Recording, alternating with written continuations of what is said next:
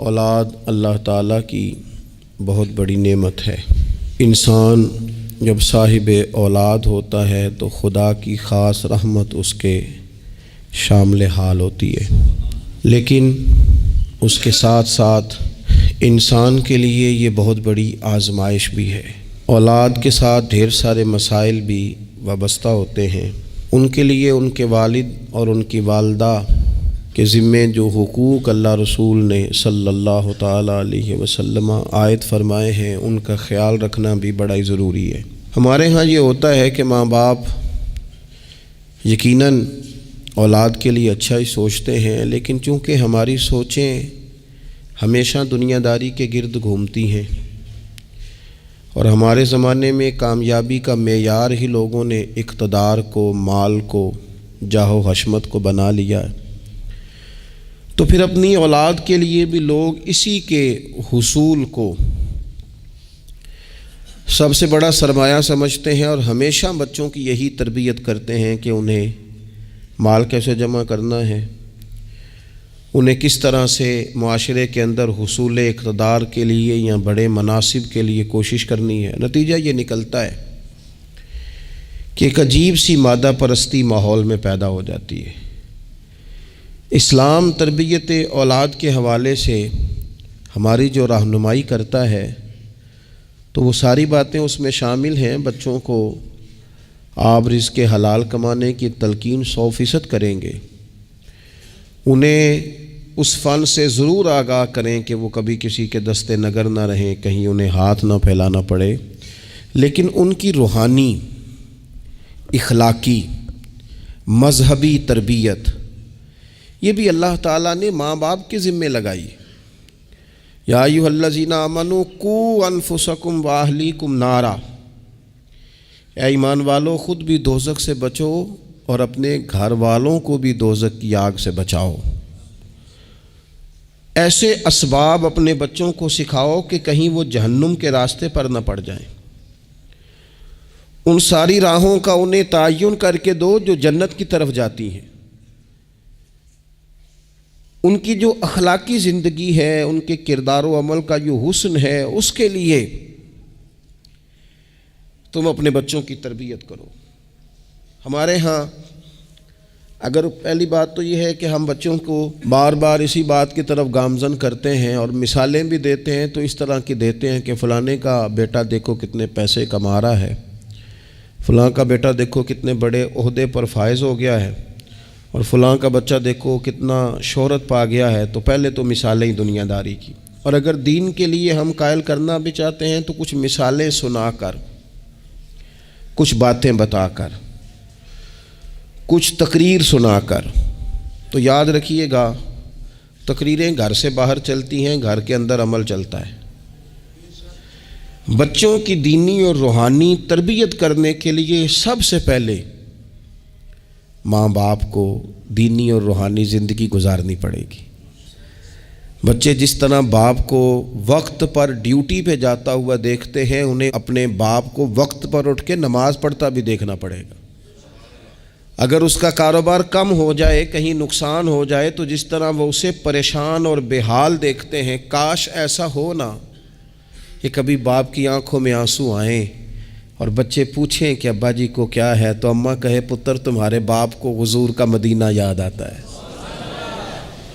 یہ چیزیں روحانی زندگی جب ہم گزاریں گے تو بڑی جلدی ہمارے بچوں کے اندر یہ چیزیں پیدا ہوں گی۔ لیکن یہ تو نہیں نہ ہو سکتا کہ آپ فصل گندم کی بوئیں اور کاٹنا چاول چاہیں، یہ ممکن نہیں ہے۔ ہم چاہیں کہ ہم گھر میں کوئی دینی کام نہیں کریں گے، لیکن پتر تیرے اوپر پابندی ہے، تو نے سارے دینی، روحانی، اسلامی سارے تو نے کام کرنے ہیں۔ میرے پاس لوگ بچے داخل کرانے آتے ہیں تو ایک جملہ وہ اکثر بولتے ہیں، وہ کہتے ہیں جی میں بچہ داخل کرانا چاہتا ہوں تاکہ میری بخشش کا ذریعہ بن جائے۔ تو میں کہتا ہوں یہ بات آپ کی ٹھیک ہے، حدیث پاک میں الفاظ موجود ہیں کہ اللہ تعالیٰ والدین کو اعزاز دے گا، لیکن آپ ماشاءاللہ باشعور ہیں۔ اگر آپ کو اس بات کا شعور ہے نا کہ بچے کی وجہ سے حافظ قاری علامہ صاحب کی وجہ سے میری بخشش ہو جائے گی، تو اور بھی تو کئی چیزیں بخشش والی ہیں، آپ عمل کیوں نہیں کرتے؟ ان پر آپ توجہ کیوں نہیں دیتے؟ اس طرف بھی تو آپ غور فرمائیں. آپ کسی اور کے ذریعے سے جو بخشش چاہتے ہیں تو کوئی ایسا کام کرے نا کہ ہم رب سے دعا کریں تو اللہ ہماری وجہ سے کسی اور پر بھی فضل فرما دے. لیکن ہم اپنے آپ کو تبدیل نہیں کرنا چاہتے، اپنے اندر تبدیلی نہیں لانا چاہتے. ہم کوئی سویرے اٹھ کے کچھ مصلی کو، عبادت کو، اللہ کو ٹائم نہیں دینا چاہتے. ہم گھر میں سچ نہیں بولنا چاہتے. کیا ہمارے بچوں کو خبر نہیں ہے کہ ہم موبائل پہ کیا دیکھتے ہیں؟ کیا بچوں سے یہ بات چھپی ہوئی ہے کہ گھر کے اندر جو مال آتا ہے وہ کس طرح کا ہے؟ کیا ہمارے بچے نہیں دیکھتے کہ ہمارے باپ کا رویہ ہماری ماں کے ساتھ کس طرح کا ہے؟ کیا وہ چیزیں بنظر غائب غور سے ملاحظہ نہیں کرتے کہ ہماری اماں کا رویہ اپنے میکے کے حق میں کیا ہوتا ہے اور باپ کے والدین کے حق میں کیا ہوتا ہے؟ وہ ساری چیزیں جو ہمارے گھر میں ہو رہی ہوتی ہیں وہ بغیر ہمارے بتائے بچے اسے سبق لے رہے ہوتے ہیں. اس رستے کے وہ مسافر ہوتے ہیں جس رستے پر میرے گھر والے چل رہے ہوتے ہیں.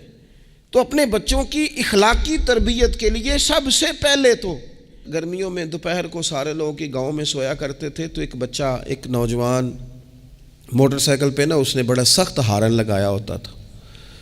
تو وہ لاڈلا بچہ تھا، اپنے ماں باپ کا اکلوتی اولاد تھی. تو وہ گلی سے گزرتا تو میری والدہ بڑی ناراض ہوتی، کئی دفعہ برا بھلا بھی کہتی کہ اس کو شرم ہی نہیں آتی، یہ سوتوں کو جگا دیتا، اتنا سخت ہارن لگا دیا ہے. پھر کچھ عرصے کے بعد اس نے وہ ہارن کھیڑ دیا، اسی گلی سے گزرتا لیکن چپکے سے.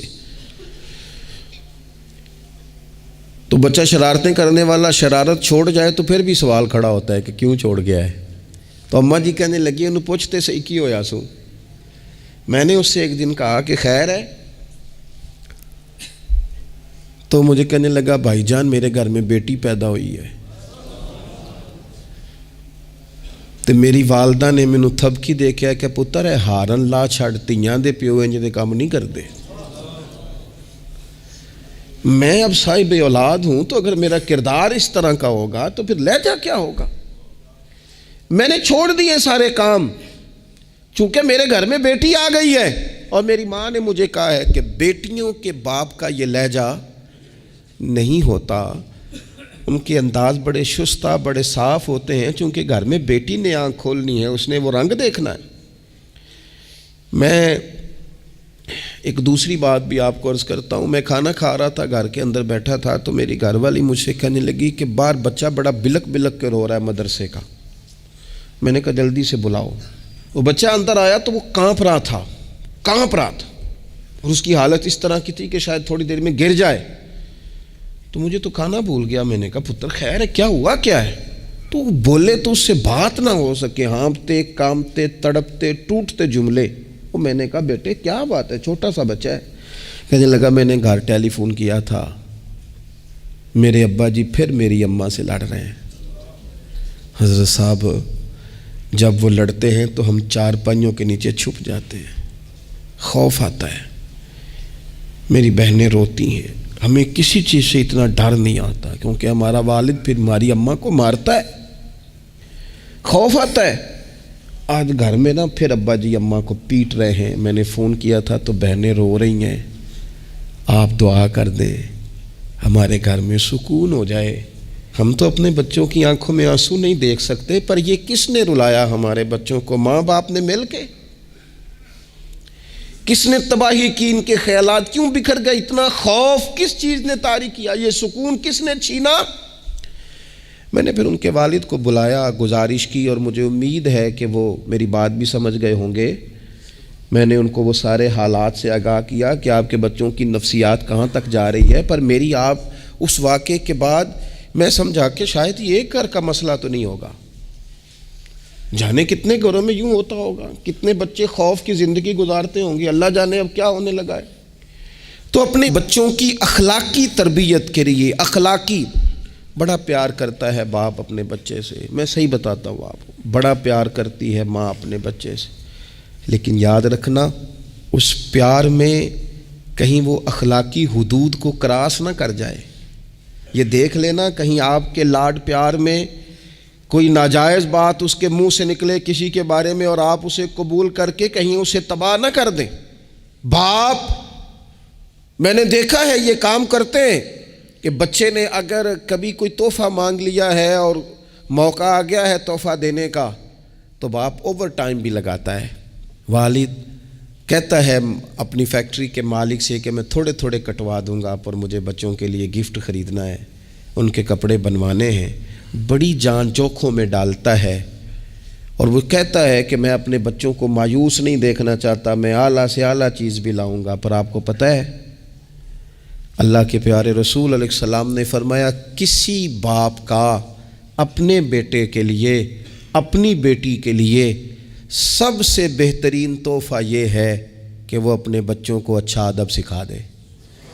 یہ سونا تحفہ دیا ہے باپ نے کہ اس بچے کو اس نے اچھی تربیت سے روشناس کرا. یہ خوبصورت تحفہ سونا ایک کمال کر دی والد نے کہ اس نے اپنے بچے کے آداب زندگی میں ایک اچھے ادب کا اضافہ کیا. آپ نہ ہزاروں کا لاکھوں کا تحفہ لے کے آئیں لیکن اس کی اخلاقی تربیت کریں, اس کے کردار میں جاذبیت پیدا کریں. ہو نہ آج بھی کوئی ماں ایسی جو غوث پاک کی ماں کی طرح کہے پتر بھوک کاٹ لینا پر جھوٹ نہ بولنا. ہو نہ کوئی ماں آج بھی ایسی جو بابا فرید کی ماں کی طرح یہ کہے پتر تجھے شکر پسند ہے پر ملے گی تب جب تو نماز پڑھ کے مصلی اٹھائے گا. ہو نہ آج بھی کوئی خواجہ بختیار کاکی کی ماں جیسی ماں جو سارا دن گھر میں سپارے پڑھتی رہے اور 15 سپارے یاد ہوں اور صبح شام پڑھے. او خدا کے بندو, کچھ چیزیں ایسی ہیں جو کردار کی روشنی سے نور پاتی ہیں, جو صرف عمل کے حسن سے دنیا کو حسین کر دیتی ہیں. بچوں کی روحانی تربیت, اخلاقی تربیت. ہم نا جو بچوں کو سبق دے رہے ہیں وہ محدود زندگی کا دے رہے ہیں. ہم مسلمان ہیں, ہمیں ہمارے دین نے کہا ہے کہ زندگی 60-70 سال کی نہیں, اس کے بعد بھی ایک زندگی ہے جو ہمیشہ رہنے والی ہے, ختم نہ ہونے والی ہے. ہم نے بچوں کو جتنے اسباق پڑھائے ہیں وہ دنیاوی زندگی کے لیے, روزی روٹی کے لیے, کاروبار کے لیے, شادی نکاح کے لیے. لیکن ہمیں ہمارے دین نے کہا ہے کہ انہیں وہ سبق بھی دو جو قبر میں بھی انہیں کامیاب کرے. قُوْ أَنفُسَكُمْ وَأَهْلِيكُمْ نَارًا, خود بھی دوزخ کی آگ سے بچو گے اور اپنے بچوں کو بھی بچاؤ گے. یہ اہتمام کرو. تو وہ خاص خوبصورتی جو ہمارے دین نے کہا ہے کہ ان کی اخروی زندگی میں ان کے کام آئے. دیکھیں نا, نبی پاک صلی اللہ تعالیٰ علیہ وسلم نے 3 چیزیں ہمارے ذمے لگائیں. فرمایا اپنی اولاد کو سکھاؤ. یہ باپ کے ذمے لگائی ہیں حضور نے چیزیں, ماں کے ذمے لگائی ہیں. فرمایا یہ اپنی اولاد کو سکھاؤ. 3 چیزیں. یا رسول اللہ صلی اللہ علیہ وسلم کون کون سی؟ فرمایا ایک تو اپنی اولاد کو اپنے نبی کی محبت سکھاؤ. اس کا مطلب ہے ابا کو نعت پڑھنی چاہیے نا, اس کا مطلب ہے اماں کو نعت آنی چاہیے نا, اس کا مطلب ہے حضور کے قصیدے یاد ہونے چاہیے نا, اس کا مطلب ہے نا کبھی بازو تھام کے باپ کہے نا پتر چل آج فلان جگہ تجھے لے جاؤ, وہاں مدینے والے کی باتیں ہوں گی. اس کا مطلب ہے کہ اسے باپ کو ان سارے رستوں کا تعین تو بیٹے کا بازو تھام کے اسے کتنی جگہوں پہ لے گیا ہے. چل ایک دن یوں بھی کر, تھام اس کا بازو اور اسے حضور کے مدینے بھی لے جا کر, محبوب کے سامنے کھڑا. فرمایا اپنے بچوں کو اپنے نبی کی محبت سکھاؤ. اور فرمایا دوسرے کام یہ کرو کہ اپنے بچوں کو اپنے نبی کی اولاد کی محبت سکھاؤ. سکھائی حضرت عمر نے جناب عبداللہ کو, عبداللہ ابن عمر کو محبت, تو پھر انہوں نے محبت کی. اپنی اولاد کو اپنے نبی کریم کی اولاد کی, اہل بیت کی محبت سکھاؤ. اور تیسرا حضور نے ذمے لگایا کہ اپنے بچوں کو قرآن پاک کی تلاوت سکھاؤ. یہ ماں باپ سکھائیں, پہلے خود سیکھیں پھر اپنے بچوں کو سکھائیں. انہیں کہ پتر آ بیٹھ میرے پاس بیٹھ کے قرآن شریف پڑھ, میں تجھے پڑھاتا ہوں. تلاوت کلام مجید تو ہر مسلمان کے لیے صحیح تلفظ سے سیکھنا ضروری ہے, تو پہلے سیکھیں پھر سکھائیں. تو ان کی اخلاقی تربیت, روحانی تربیت, 2 انسان کی تربیت کے مزاج ہوتے ہیں. ایک اس کی ظاہری تربیت ہوتی ہے, ایک اس کی باطنی تربیت ہوتی ہے. اس کے ظاہر کا بھی خیال کریں. نبی پاک علیہ السلام کے سامنے ایک بچہ کھانا کھا رہا تھا تو جہاں سے مرضی کھا رہا تھا, تو اللہ کے پیارے رسول صلی اللہ تعالیٰ علیہ وسلم نے فرمایا سیدھے ہاتھ سے کھاؤ اور اپنی سائیڈ سے کھاؤ, اللہ تمہیں برکت عطا کرے گا. بچوں کو اخلاق کا, آداب کا طریقہ بھی بتایا جائے. ہمارے ہاں نا شادی سے واپس آ کر, محفل سے واپس آ کر بچوں کو ڈانٹا جاتا ہے کہ آج تو آپ نے بڑی انسلٹ کرا دی، آپ کو روٹی نہیں کھانی آئی۔ تو بھئی یہ بچوں کو آپ ڈانٹے نہیں، یہ تو آپ کو چاہیے تھا کہ اس سے پہلے سکھایا جاتا کہ کھانا